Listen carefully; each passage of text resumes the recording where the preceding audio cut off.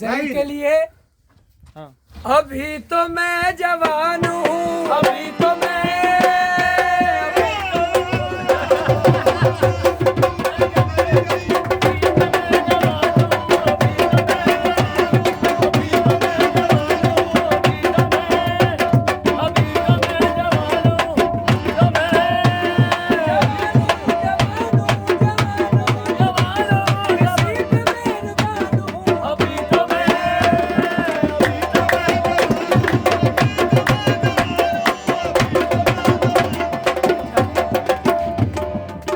हमारे भाई के लिए बलोची में कलंदर पाक की धमाल। अख्तर भाई, अख्तर शेरा भाई, अख्तर शेरा भाई के लिए बलोची में धमाल कलंदर पाक कोरस चल रहा है।